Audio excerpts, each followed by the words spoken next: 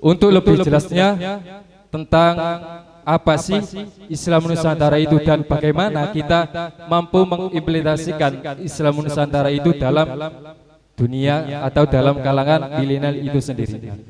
Untuk selanjutnya kepada pemateri saya persilakan. Monggo. Assalamualaikum warahmatullahi wabarakatuh. Bismillahirrahmanirrahim. Alhamdulillahirabbil alamin wassalatu wassalamu ala asyrafil anbiya'i wal mursalin sayyidina wa maulana Muhammadin wa ala alihi wa sahbihi ajma'in, amma ba'du. Qala rabbi shrah li sadri wa yassir li amri wahlul 'uqdatam min lisani yafqahu qawli. Allahumma la sahla illa ma ja'altahu sahla wa anta taj'al hasna ya hayyu ya qayyum idza syi'ta sahla. Terima kasih atas kesempatannya, terima kasih juga atas undangannya dan kepercayaannya untuk memandu sharing bareng, belajar bareng tentang Islam Nusantara dan generasi milenial. Pertama-tama, teman-teman sekalian, para pengurus UKM Kajian Islam, kita sebelum mengenal jauh tentang Islam Nusantara perlu untuk mendudukkan terlebih dahulu konsep dasarnya. Kenapa sih kok ada Islam Nusantara? Kenapa kok tidak Islam saja tanpa ada embel-embel Nusantara? Karena apa? Karena sejak wacana ini digulirkan tahun 2015 melalui Muktamar NU di Jombang, ya, ini terjadi pro kontra. Ada yang mendukung, tapi banyak sekali yang menolak. Ya. Bahkan sampai ada istilah jin.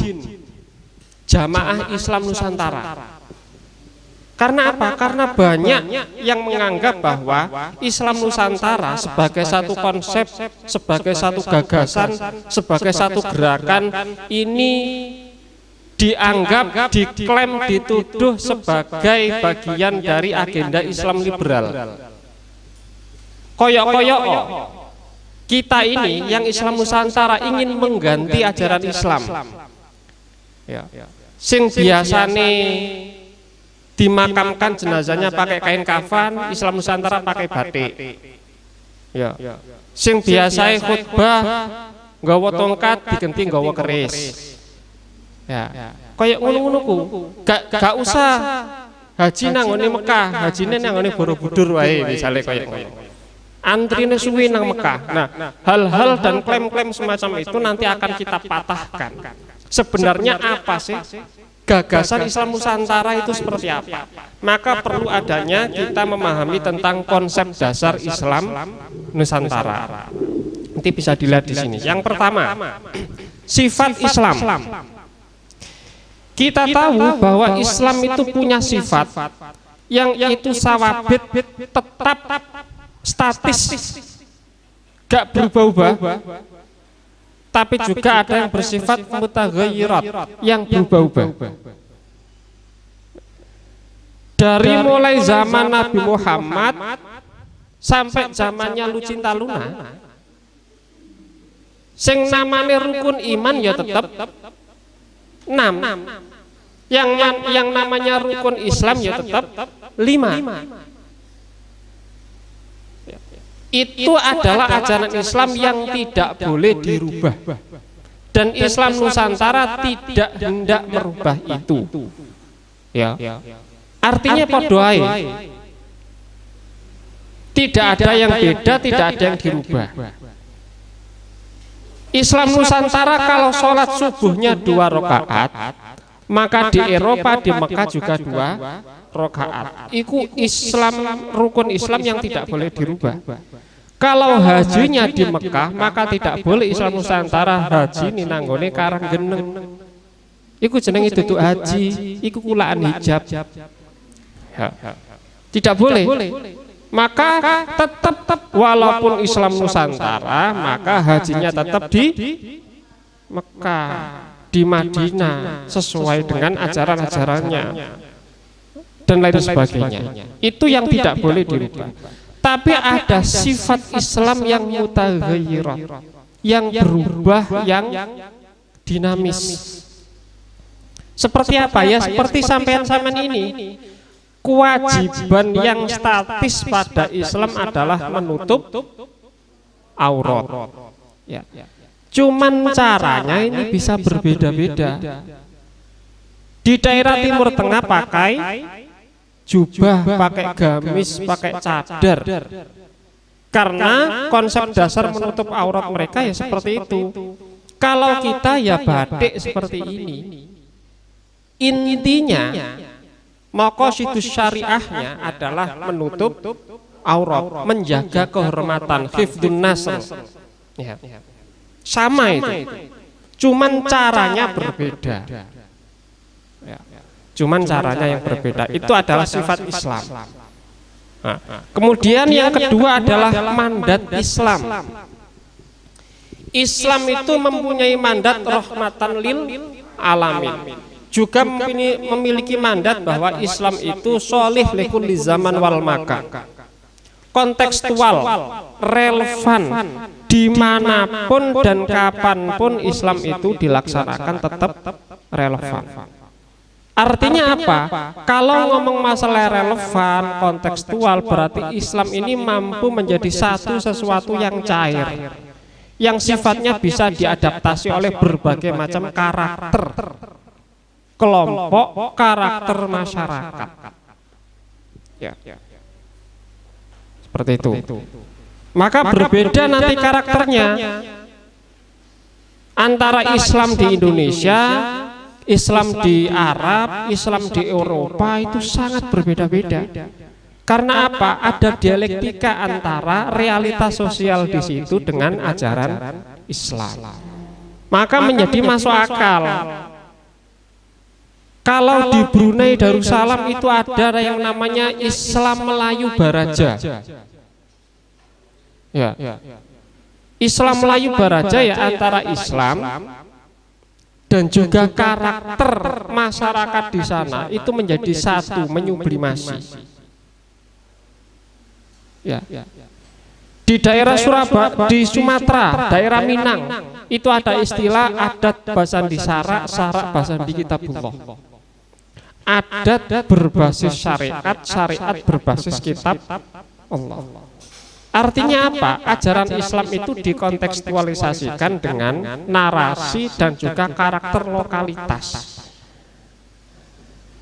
Yang terakhir, konsep dasar Islam Nusantara yang perlu kita pahami adalah anatomi Islam. Islam itu umpama bagian tubuh itu ada tiga. Ada akidah, ada akhlak, ada syariat. Nah, yang tidak boleh dirubah dan Islam Nusantara tidak masuk di situ adalah akidah dan akhlak. Ya, akidah dan akhlak. Dimanapun di seluruh dunia, tak hanya di Nusantara, akidahnya sama, harus mempercayai Allah itu Tuhan satu-satunya, Allah itu tidak seperti makhluk. Ya, ada malaikat, ada qada dan qadar, itu kepercayaan yang bersifat akidah, yang bersifat asas. Ada juga akhlak. Dimanapun yang namanya kejujuran itu adalah mata uang yang berlaku di mana-mana. Tidak hanya di Nusantara. Akhlak, ya, koyo misale jujur, kemudian tawadhu, rendah hati, tidak sombong, itu kan akhlak. Ya, menghargai orang lain. Ini tidak dirubah sama Islam Nusantara, tetap. Nggak ada konsep sendiri tentang akhlak. Ya, artinya semua ini sama. Nah, yang membedakan antara Islam Nusantara dengan Islam di daerah lain adalah syariat yang bersifat dzonniyat, bukan yang bersifat qat'iyat. Yang qat'iyat apa? Yang pasti. yang tidak boleh dirubah. Zakat wajib, itu syariat Islam.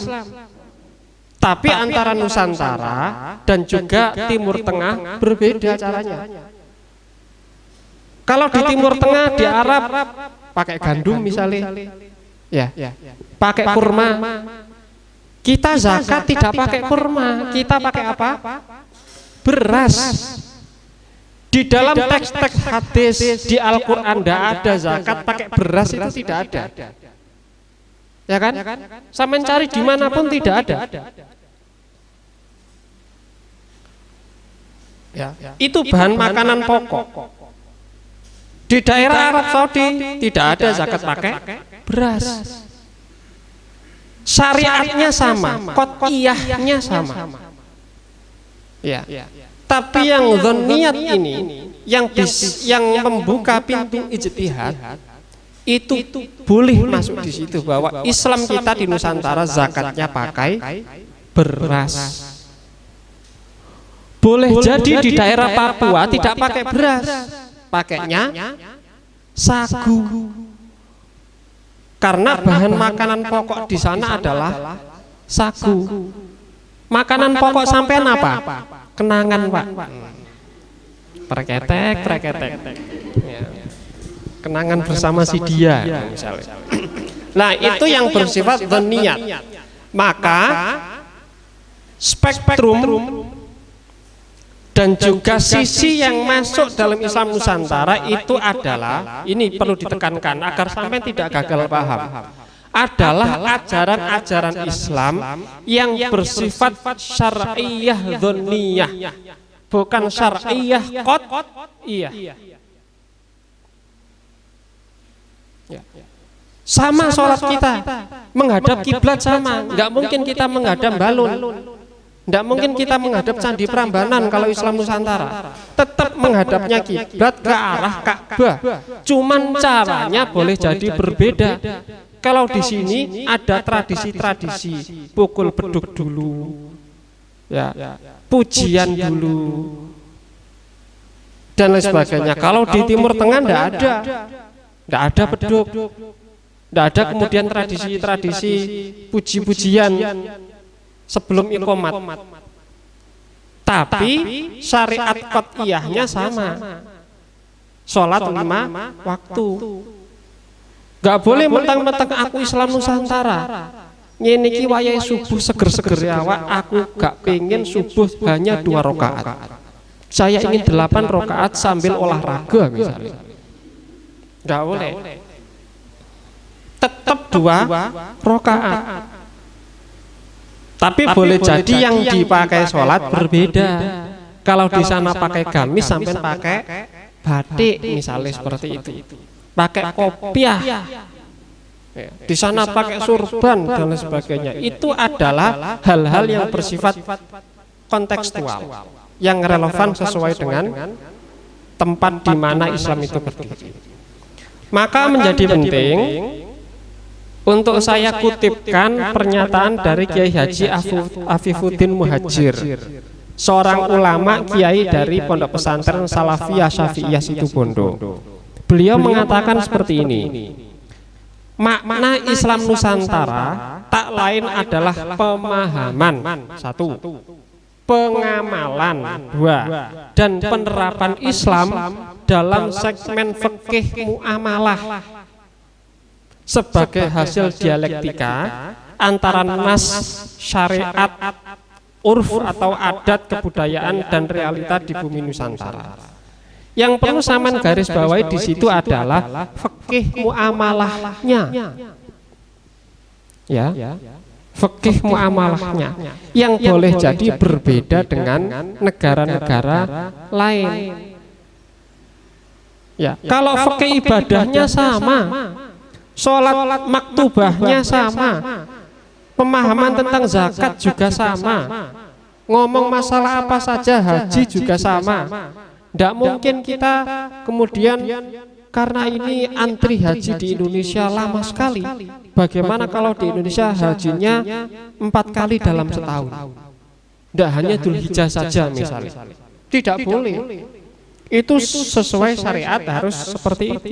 Harus di bulan Dzulhijjah, tidak boleh di bulan-bulan lain. Boleh pun itu bukan haji tapi umroh. Ya.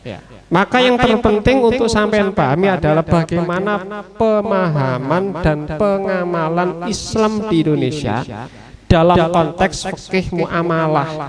Fikih muamalah ini termasuk dalam bagaimana kita memilih sistem kenegaraan.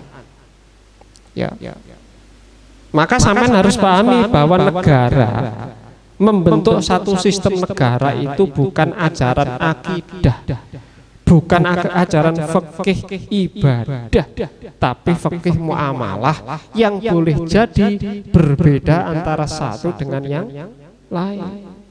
Karena ada kelompok-kelompok Islam yang mengatakan bahwasanya negara ini wajib, negara Islam, daulah Islamiyah, khilafah Islamiyah itu wajib, sehingga harus didirikan.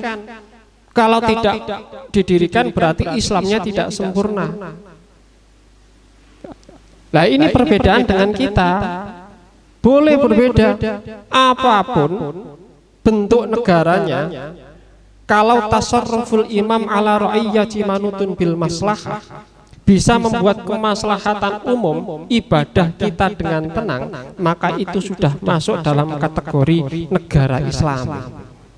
Entah itu bentuknya republik, entah bentuknya parlementer, bentuknya demokratis, kerajaan, keamiran, walalihi wasahbihi ajmain, terserah. Yang penting ada kemaslahatan di situ, menjamin kebebasan beragama dan beribadah, itu sudah masuk kategori negara yang Islami. Oke, deal ya. Oke, itu terkait konsep Islam Nusantara. Sekarang adalah ciri-cirinya, ciri-ciri Islam Nusantara. Yang membedakan dengan kenapa sih kok pakai Islam Nusantara sekalian? Kok nggak harus Islam gitu saja?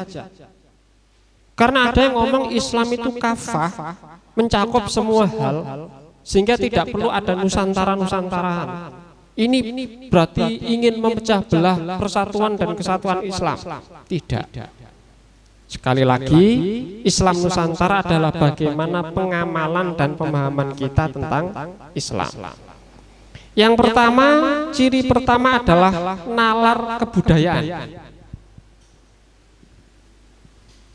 Ya. Ciri paling menonjol Islam Nusantara adalah mampu mengakomodir budaya. Budaya tidak dijadikan syariat baru, budaya tidak dijadikan sebagai ajaran Islam yang baru, tapi budaya dijadikan sebagai infrastruktur untuk memahami ajaran Islam. Budaya itu media saja. Budaya itu hanya instrumen, bukan bagian dari. Ya. Sekali lagi ya. Budaya itu hanya instrumen sebagai infrastruktur, bukan bagian dari syariat Islam. Ya, nanti akan saya jelaskan contohnya seperti apa. Karena apa? Karena banyak sekali Islam yang tidak mengakomodir budaya. Pokoknya nek gak enek zamane Nabi, dolalah, sesat. Ya. Kullu bid'atin dolalah wa kullu dolalatin finnar. Ya iku biasae hadis multifungsi yang bisa digunakan untuk menabrak dan juga nyeneni orang-orang Islam yang lain. Zaman Nabi tidak ada tingkepan, zaman Nabi tidak ada yasin dan tahlil, zaman sahabat tidak ada merocoti misalnya dan lain sebagainya. Itu dihantam terus, gak ada ziarah walian, misalnya seperti itu. Ya. Tapi Islam Nusantara tidak. Nanti akan kita itu kan contohkan. Yang kedua adalah nalar kebangsaan. Ini penting. Karena Islam di Timur Tengah sampai saat ini mencitrakan Islam yang konflik. Terus Afghanistan, Suriah, Libya, Irak dan sebagainya itu perang terus, konflik terus, Yang konflik anehnya adalah sama-sama orang Islam, sama-sama meneriakkan takbir, kiblatnya sama, syariatnya sama, ubudiyahnya sama, tapi saling bom dan saling bunuh, bahkan saling gorok. Dianggap wong kono iku bebek wae digorok-gorok iki. Sampeyan kalau ngecek video-video di YouTube itu ditembaki. Dianggap nyambe padahal wong. Nah, ini ada nalar seperti apa? Ternyata ada yang tidak tuntas antara mendudukkan secara proporsional antara paham kebangsaan dan paham keagamaan. Ya. Di Islam Nusantara itu, ya, kita ingin menciptakan dan melahirkan satu sosok Muslim yang menjadi penganut Islam yang taat di sisi lain dan menjadi warga negara yang baik di sisi berikutnya. Seperti dua mata uang gitu loh, yang tidak bisa dipisahkan. Sampean kalau menjadi Muslim harus menjadi pemeluk Islam yang taat sekaligus menjadi warga negara yang baik. Itu kunci. Ya, dua itu. Karena di Timur Tengah itu hanya ingin menjadi pemeluk agama yang taat tanpa dan mengindahkan menjadi warga negara yang baik. Semuanya ingin membela Islam, semuanya ingin menegakkan syariat. Pokok syariat tegak walaupun kita perang saudara. Pokoknya syariat tegak walaupun kita negaranya hancur. Pokok perang Islam tegak, syariat tegak, hukum Allah diterapkan walaupun sama-sama konflik antar umat Islam. Itu sana seperti itu pemahamannya. Kalau kita tidak, kita timbang-timbang dulu maslahat dan mafsadah. Ya. Kalau sekiranya bagaimana kita bisa mendialektikakan, yang penting kan ada satu kaidah yang mengatakan al-amnu qoblal iman. Kita aman dulu baru iman iku enak. Ya. Sampeyan tidak bisa seperti ini kalau hidup di Ukraina. Gak enak Ukraina enak gini-gini. Klengkeng, jeruk, sampeyan WA-an enak. Sing lanang-lanang micetan ya enak. Ya. Telan wajah-wajah micet iki. Ya, sing wedok wajah-wajah TikTok ya. Sampeyan gak iso enak kayak gini kalau negaranya tidak aman. Sampeyan bisa menyelenggarakan kajian aswaja seperti ini karena negaranya aman. Sampeyan bisa menyelenggarakan ibadah dengan tenang, tahajud dengan tenang. Ya, sholat 5 waktu tenang, organisasian ya tenang. Mau berzanjian sampai rong dino sewengi gak turu blas ya monggo karena aman. Nah kalau di sana di negara konflik di Suriah gak kok per bulan madu kok nyepot katok wong nyepot kelambi ae rudal teko dur gak sida. Ya. Maka aman ini menjadi penting. Keamanan negara menjadi satu yang luar biasa sekali. Makanya keamanan negara itu perlu kita jaga dalam hal menjaga agama juga. Kita tidak bisa menjalankan syariat dengan tenang tanpa daerah kita aman. Konflik hanya melahirkan pertentangan.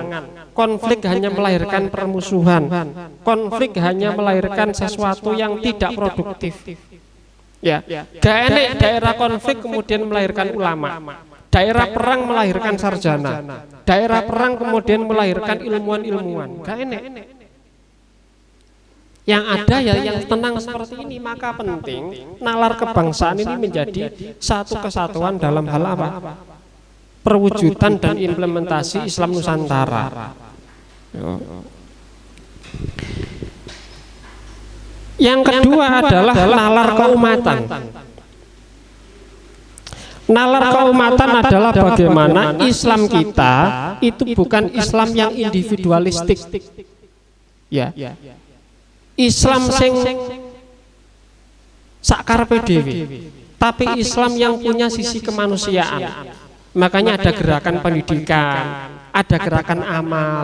Gak ibadah tok, maca Quran tok, dan sebagainya. Tapi bagaimana kita Islam Nusantara itu juga punya kiprah dalam bidang ekonomi, juga punya kiprah dalam bidang sosial, punya kiprah dalam bidang pendidikan, kesehatan, dan gerakan-gerakan itu juga atas dasar spirit Islam. Ya. Jadi jangan dikatakan bahwa sing jenenge Islam itu adalah Islam yang hanya menghayati secara individual, tapi juga harus punya kesolehan sosial. Yang kedua, yang terakhir adalah nalar keulamaan. Ini penting. Nanti akan saya buktikan nalar keulamaan. Ternyata ulama-ulama kita di Islam Nusantara itu berijtihad bagaimana Islam ini sampai ke dalam nalar memori kolektif masyarakat Nusantara itu sesuai dengan lokalitasnya. Saya dari awal sampai hari ini tadi, sampai detik ini ngomong Nusantara, jangan bayangkan Nusantara itu Indonesia loh, Rek. Ya. Nusantara itu adalah Indonesia, Brunei Darussalam, Patani Thailand, Malaysia, Singapura. Ya, itu Nusantara. Ya. Kalau di abad 19, abad 18 itu namanya Ashabul Jawi. Kalau sampean baca bukunya Azumardi Azra, baca bukunya Zainul Milal Bizawi, baca bukunya Martin van Brunissen, dan Risalah Ahlussunnah wal Jamaahnya Hasyim Asy'ari, itu dikatakan sebagai Ashabul Jawi. Ashabul Jawi itu ya Nusantara. Ashabul Jawi itu jangan dikatakan ya Pulau Jawa itu Ashabul Jawi, bukan. Ashabul Jawi itu Nusantara yang juga melampaui atau mengcover daerah Brunei Darussalam, mengcover Singapura, mengcover Patani Thailand, itu termasuk Ashabul Jawi. Sampai kalau kajian keislaman atau kajian Islam, UKM kajian Islam ini punya agenda misalkan ngaji kitabnya Hasyim Asy'ari yang judulnya Risalah Ahlussunnah wal Jamaah. Di situ ada satu frase Ashabul Jawi.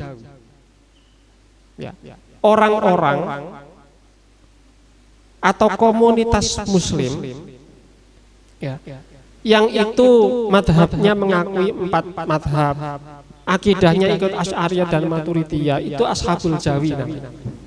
Yang meliputi berbagai macam negara. Karena apa? Dulu Indonesia belum ada, belum diproklamirkan tahun 1945. Maka orang-orang mengatakan, ada yang mengatakan Nusantara, tapi di dalam tradisi kitab-kitab klasik Islam itu dikatakan Ashabul Jawi. Ya. Itu. Kalau sudah tahu ciri-cirinya, maka kita akan masuk pada warisan Islam Nusantara. Salah satu warisan Islam Nusantara yang paling mencolok dan tidak ada di daerah lain adalah huruf pegon. Pego itu, adaptasi bahasa lokal ke dalam bahasa Arab. Iki luar biasa sekali ijtihadnya. Dan ini masih dijadikan sebagai bahasa resmi di Brunei Darussalam. Sampai ketika ke Brunei, ke Bandar Sri Begawan itu, ibu kotanya Brunei, sampai akan menemukan aksara pegon, bawahnya tulisan Latin atau tulisan Melayu, bawahnya lagi baru bahasa Inggris. Ini adalah bagaimana intelijensi ulama-ulama kita mengadopsi bahasa Arab, tapi dengan menggunakan dialektika bahasa lokal. Di sini tahu huruf pegon ya, semua ya. Nanti akan kita praktekkan bareng-bareng. Ya. Huruf pegon bahasa lokal itu bahasa Melayu, Sunda, yang kita ketahui kan selama ini bahasa Jawa karena kita hidup di Jawa. Tapi ada juga bahasa Bugis, ada juga bahasa Madura, ada juga bahasa Sunda dan lain sebagainya. Huruf pegon itu merupakan warisan Islam Nusantara yang tidak ada di daerah-daerah lain, bahkan negara-negara lain tidak ada. Ya. Adapun sangat jarang sekali. Nggak ada huruf pegon bahasa Inggris, nggak ada. Ya. Yang kedua adalah warisan karya intelektual. Lahirnya berbagai macam produk intelektual karya ulama dalam berbagai disiplin keilmuan. Ternyata ulama-ulama kita itu hebat. Nanti akan saya cantumkan beberapa contoh-contohnya. Yang menulis kitab dengan berbagai macam rumpun keilmuan, mulai dari akidah, tafsir, fikih, gramatika, bahasa Arab, tasawuf, dan lain sebagainya. Itu ditulis dengan bahasa Arab, ada juga yang ditulis dengan bahasa-bahasa lokal, baik bahasa Melayu, bahasa Sunda, bahasa Jawa, dan lain sebagainya. Itu menandakan apa? Agar masyarakat Islam di Nusantara ini mampu untuk apa? Untuk mengamalkan ajaran Islam sesuai dengan karakter lokalitasnya.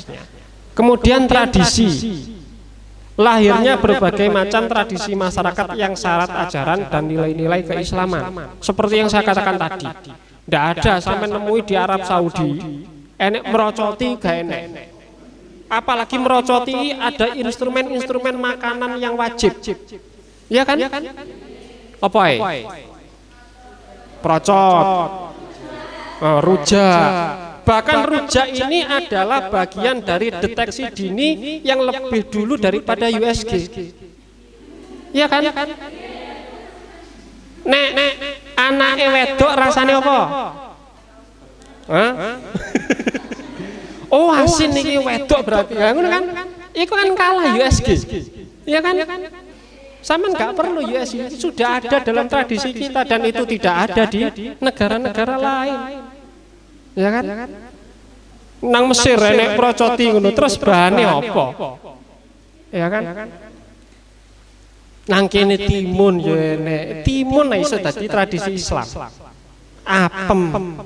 Oh, luar biasa kan? Dari kata afwun, ya kan? Mohon maaf. Tadi ketika ada apa namanya? Selamatan, kirim doa itu pasti ada apemnya dengan nilai filosofis agar arwah-arwah para keluarga-keluarga kita itu diampuni oleh Allah. Pakai tradisi apem. Anggitmu apem iku gane filosofi ini enek. Nah, nanti akan kalau ada pertemuan-pertemuan lanjutan akan kita bedah satu persatu.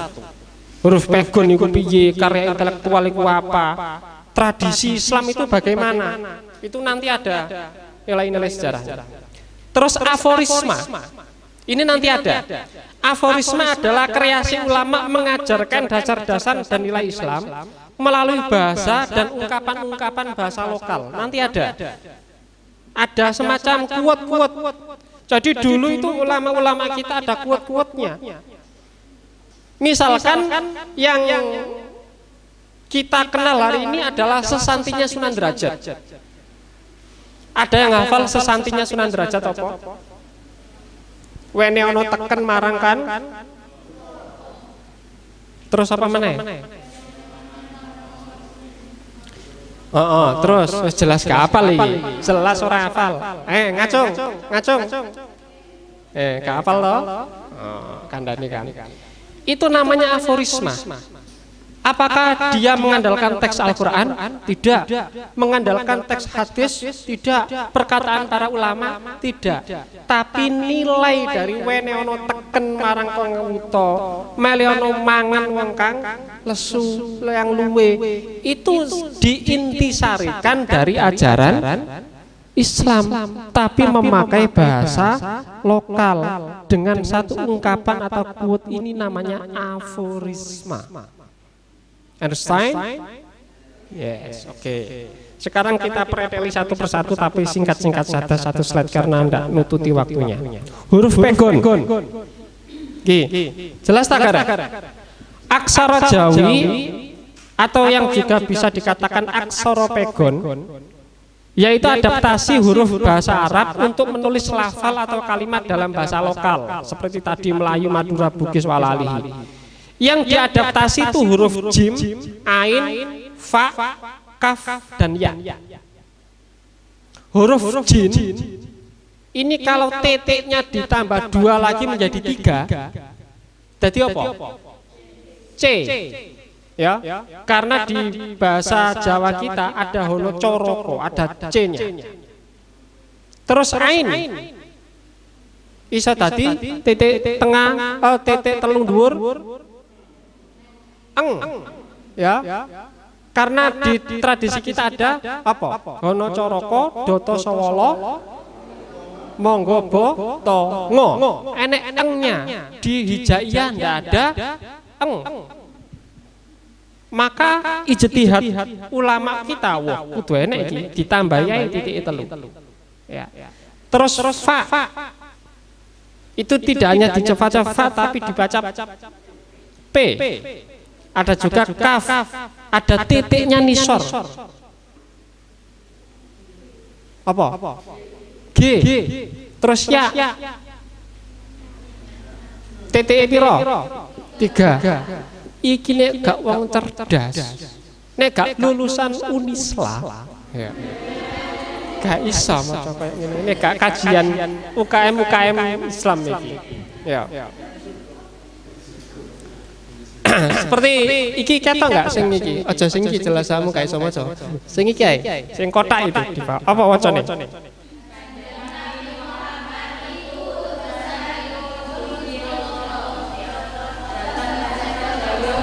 Oh, iso kan?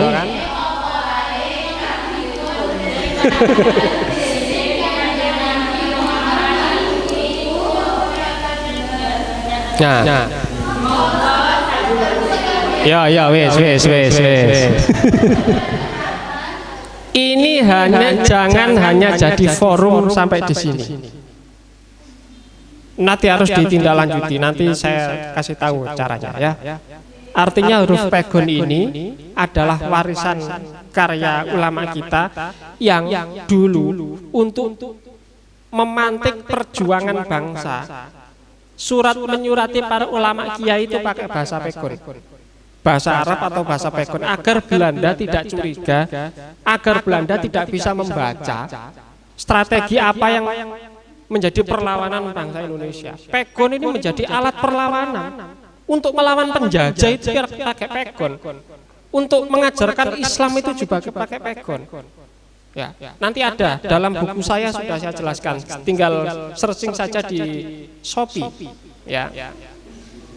Ketik saja WK Wahyudi nanti akan muncul. Ada buku namanya 30 Hari Mengaji Islam dan Indonesia. Itu terbitan Gramedia.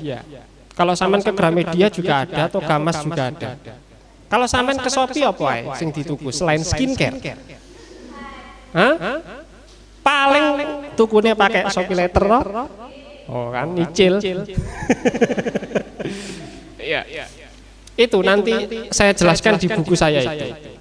Artinya pegon ini menjadi satu tradisi yang luar biasa. Ada juga ini karya intelektual ulama Nusantara, tafsir. Salah satu karya tafsir yang dikarang oleh ulama Nusantara kita dan menjadi salah satu tafsir bahasa Jawa pertama adalah karya Kiai Haji Soleh Darat. Gurunya R.A. Kartini, gurunya Kiai Haji Hasyim Asy'ari dan Ahmad Dahlan. Kiai Haji Soleh Darat dari Semarang. Beliau menulis kitab Faidur Rahman fi Tafsiril Quran untuk menafsirkan surat Al-Fatihah dengan menggunakan bahasa Jawa, tapi pakai aksara pegon tadi. Karena R.A. Kartini ini pusing, sebagai bangsawan pusing. Karena apa? Kita tidak paham bahasa Arab, enggak paham. Maka perlu ada satu terjemah, satu tafsir yang ini menggunakan bahasa-bahasa lokal. Maka R.A. Kartini dalam tanda kutip protes. Jadi wong wedok kan protesan. Ya kan? Boten salah. Ya kan? Protesan. Bagaimana kita bisa memahami Al-Quran dengan baik, memahami hadis dengan baik? Wong itu bahasa Arab. Mohon guru untuk membuat satu karya, membuat satu tulisan yang itu bisa kita pahami. Kemudian lahirlah namanya tafsir Faidur Rahman fi Tafsiril Quran.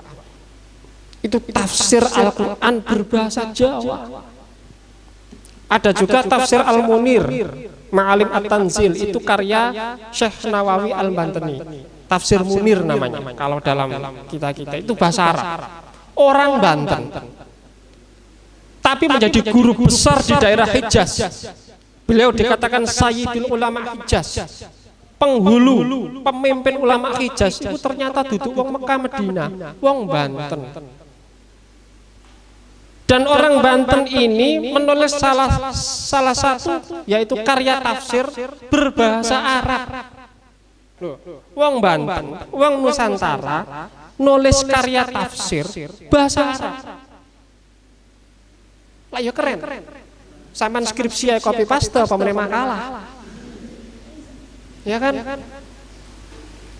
Ini luar biasa sekali. Ada juga ini tafsir Raudhatul Irfan fi Ma'rifatil Quran. Itu tafsir Kiai Haji Ahmad Sanusi berbahasa Sunda. Tadi ada teks Al-Quran ditafsirkan dengan bahasa Sunda. Kalau tafsir Faidur Rahman tadi Kiai Haji Soleh Darat itu bahasa Pegon Jawa. Kalau ini Kiai Haji Ahmad Sanusi yang menulis kitab Raudhatul Irfan fi Ma'rifatil Quran, sebuah karya tafsir. Ini berbahasa Sunda. Ada juga Buya Hamka menulis tafsir berbahasa Indonesia namanya tafsir Al-Azhar. Buya Hamka ini luar biasa, ya ulama, ya mufassir, penulis tafsir, dan juga novelis. Sampai pernah baca novelnya Buya Hamka, Tenggelamnya Kapal Van der Wijk? Jelas gak tahu diwaca, sing mau waca apa arek ayu? Hah? Itu karya tafsir Buya Hamka berbahasa Indonesia. Ada juga tafsir berbahasa Jawa yang selama ini juga masih banyak dikaji adalah tafsir Ibris. Karyanya Kiai Haji Bisri Mustafa. Bisri Mustafa ini adalah abahnya Kiai Haji Mustafa Bisri Gusmus. Itu tafsir berbahasa Jawa. Ya, itu banyak lagi nanti. Kita contohkan sekilas fikih. Kesultanan Aceh dulu pernah punya seorang ulama namanya Abdurrauf As-Singkil, Syekh Abdurrauf As-Singkili. Beliau menulis satu kitab fikih pertama di Nusantara berbahasa Melayu dengan judul Mir'atul Tulab. Ini karya fikih pertama karya ulama Nusantara era Kesultanan Aceh. Bukan bahasa Arab, tapi bahasa Melayu. Ya, ada juga Sabilul Muhtadin karya Syekh Arsyad Banjar. Itu kitab fikih juga. Ada Al-Fawaidul Janiyah. Ini karya Syekh Yasin Al-Fadani. Beliau ini adalah ulama Nusantara dari Padang yang kemudian mendirikan Madrasah Darul Ulum. Ya, di Mekah. Ya, Syekh Yasin ini.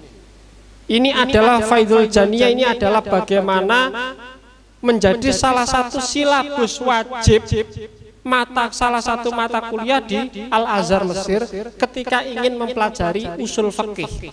Itu harus salah satu kitab wajibnya yang dikaji adalah karyanya orang Padang namanya Syekh Yasin. Ada juga tasawuf. Ini kitab yang menggemparkan dunia luar biasa. Kalau saya bisa mengibaratkan, ini kitab namanya Sirajut Thalibin. Kitab karyanya Syekh Ihsan Jampes dari Kediri. Beliau tidak pernah mengenyam pendidikan di Mekah dan Madinah. Pendidikannya murni di pesantren, tapi bisa mensyarah kitab Minhajul Abidinnya Imam Al-Ghazali. Disyarah full bahasa Arab, dan yang mengarang itu adalah orang Kediri. Ada banyak ulama yang keliru. Kediri dibaca Qadiri. Ya. Padahal Kediri itu. Dan itu menjadi salah satu bacaan wajib ilmu tasawuf di Al-Azhar di Kairo. Bayangkan, ngene wong Kediri deh. Karya ulama Kediri dibaca di Al-Azhar, dibaca di Maroko, dibaca di Yaman. Kitab Sirajul Talibin itu. Ada juga kitab Umdatus Salikin, kitabnya Kiai Muslih Meragen dari Demak. Itu kitab tasawuf. Ada juga Minhajul Atqiya, karannya Kiai Haji Soleh Darat tadi.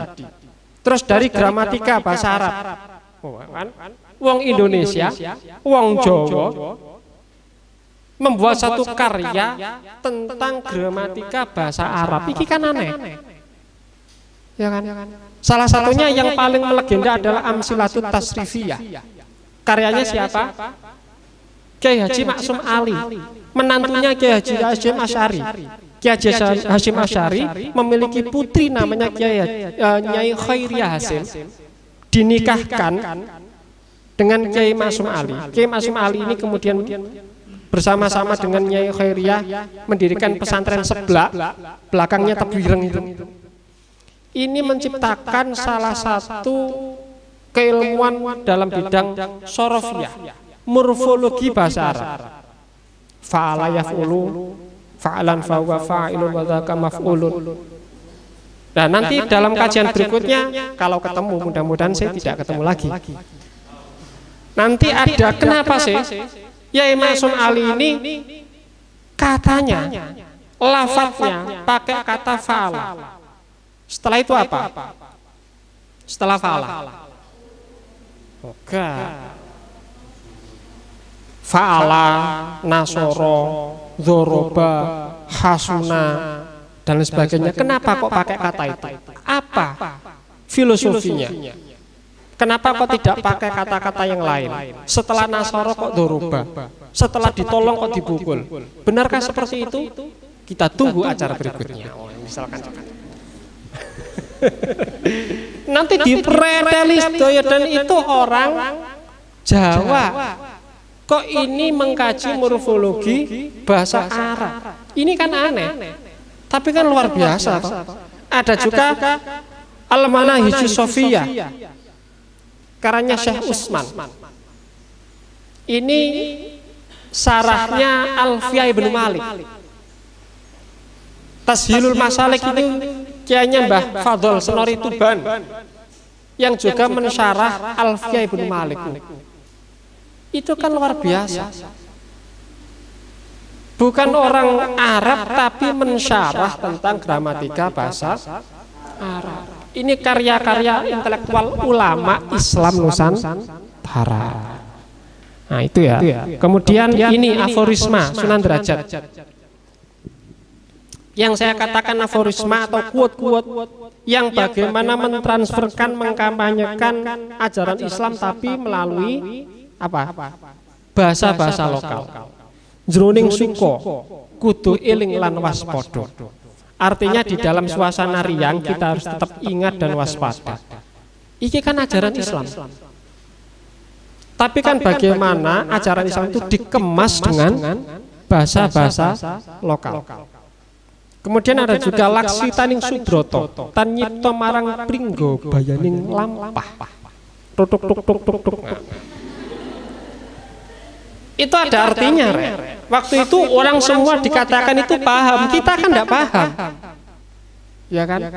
Bahwa dalam perjalanan untuk mencapai cita-cita yang luhur, kita tidak peduli dengan segala bentuk rintangan.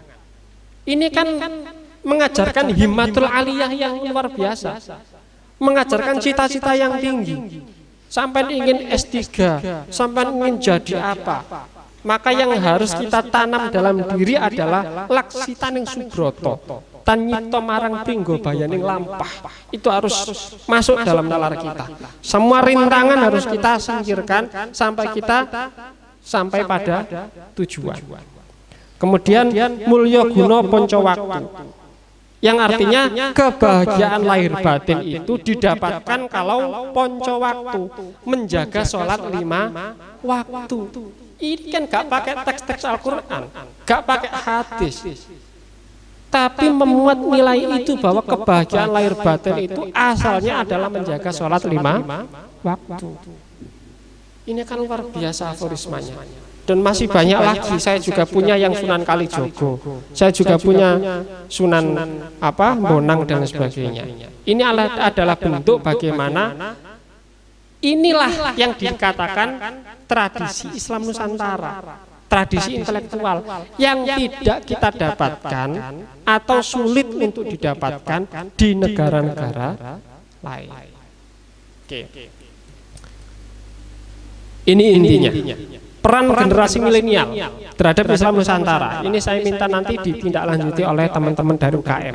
Karena ya teman-teman UKM inilah yang mampu untuk meneruskan cita-cita Islam Nusantara ini.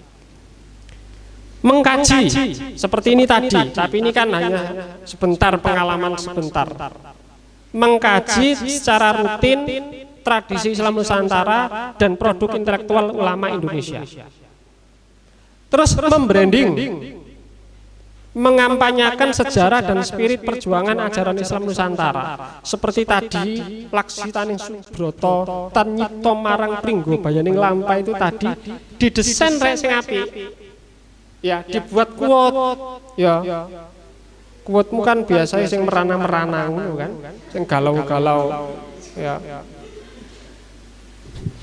Nah, itu sampean branding. Entah itu salah satu quote dalam huruf pegon, dalam aforisma dan sebagainya, itu di branding melalui media sosial. Yang ketiga dan keempat, menulis dan melestarikan. Sampean harus nulis. Bahkan minimal kegiatan ini harus ditulis. Sampai bisa menulis menjadi makalah, menulis di status Facebooknya, menulis di opini media massa. Kalau saya banyak menulis di jurnal tentang Islam Nusantara. Kemudian ada juga kadang saya menulis di website. Itu salah satu cara melestarikan melalui tulisan. Sampai juga melestarikan melalui tradisi. Mengamalkannya, menjaganya, baik melalui kajian maupun melalui tradisi dan lain sebagainya. Tetap tradisinya procoti, tetap tradisinya tingkepan, tetap tradisinya misalnya apa wale ajang atau apa itu. Tapi kita branding, ya, nilai filosofisnya, kemudian apa sih makna di balik itu, ajaran-ajarannya apa. Nah itu tugasnya sampai itu ada 4 ini. Terakhir ini salah satu petikan dari Tafsir Ibris karyanya Kyai Haji Bisri Mustafa, tafsir berbahasa Jawa. Ya. Ada yang bisa membaca? Maju. Ayo. Sataga. Nek iso tak kei klengkeng iki situ.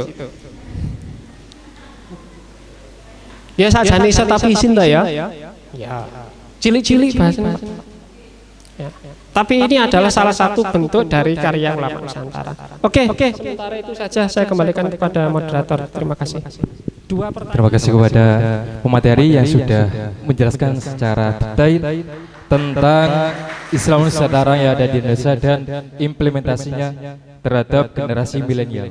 Nah, sekarang sesi tanya jawab kami buka 2 sesi pertanyaan dan juga nanti akan ada reward bagi yang bertanya. Monggo. 2 pertanyaan karena menyingkat waktu. Monggo. Assalamualaikum warahmatullahi wabarakatuh.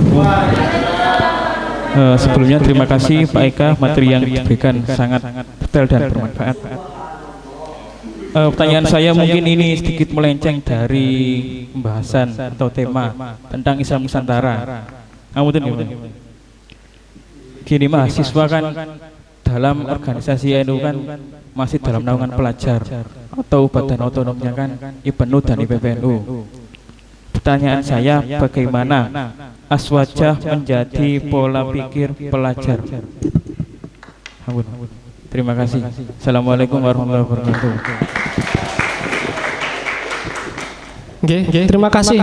Pertanyaan yang spektakuler.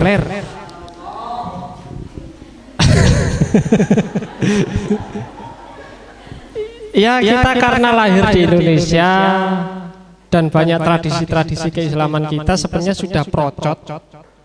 Itu sudah kita mengamalkan aswaja tanpa kita sadari.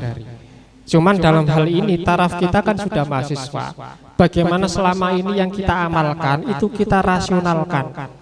Ya, selama ini apa yang kita lakukan itu kita cari, ya dalil-dalilnya seperti apa, sehingga mantap. Sehingga kita beraswaja itu beraswaja bukan karena keturunan, beraswaja memang bukan karena warisan, tapi beraswaja karena benar-benar adalah kesadaran intelektual kita. Salah satunya yaitu dengan cara seperti ini tadi. Ya, nanti banyak diskusi-diskusi lanjutan. Kenapa sih kok perlu tahlil? Kenapa perlu mengirim doa kepada orang mati? Kenapa perlu ziarah wali? Kenapa yang sini pakai kunut, yang sana tidak pakai kunut? Selama ini kan kita ikut-ikutan. Tapi dengan cara bagaimana Anda sebagai mahasiswa kemudian mengemas kegiatan-kegiatan keaswajaan dengan cara intelektual, rasional, akademis, maka akan ada keyakinan. Ya, kalau dulu ainul yakin, kemudian ketika saya mengkaji menjadi ilmul yakin, karena keyakinan Anda berbasis keilmuan. Nah itu yang harus menjadi PR kita bareng-bareng, bahwa kajian Islam ini harus menjadi tumpuan agar ajaran aswaja ini tidak hanya dipahami secara turun-temurun, tapi juga dipahami secara rasional dan akademis. Oke ya, bisa melalui media sosial, kampanyenya, bisa melalui kegiatan-kegiatan seperti ini dan kajian-kajian rutin berikutnya. Seperti itu ya. Nanti akan mengkristal menjadi satu pemahaman dan juga penghayatan keaswajaan dalam diri. Ya, dirutinkan saja kegiatan-kegiatan ini. Semoga bermanfaat dan mudah-mudahan kita bertemu di lain kesempatan lagi. Assalamualaikum warahmatullahi wabarakatuh. Terima kasih kepada pemateri yang sudah menjelaskan tentang Islam Nusantara dan juga telah menjawab dari pertanyaan Mas Rian Akil. Nah, kesimpulannya bahwa Islam Nusantara di Indonesia bukanlah Islam yang qot'iyah, melainkan Islam yang doniyah, mengimplementasikan dengan budaya-budaya yang ada di Indonesia. Terus kemudian peran generasi bagi kita sebagai generasi milenial yaitu pertama mengajar tentang karya-karya ulama yang ada di Nusantara. Kedua, membranding quotes dengan menampilkan di internet bisa. Kemudian yang ketiga menulis dan juga melestarikannya budaya-budaya yang ada di Islam Nusantara. Baik, saya sebagai moderator apabila ada kata-kata yang kurang mohon maaf sebesar-besarnya. Wabillahi taufiq wal hidayah wa ridho walina. Wassalamualaikum warahmatullahi wabarakatuh.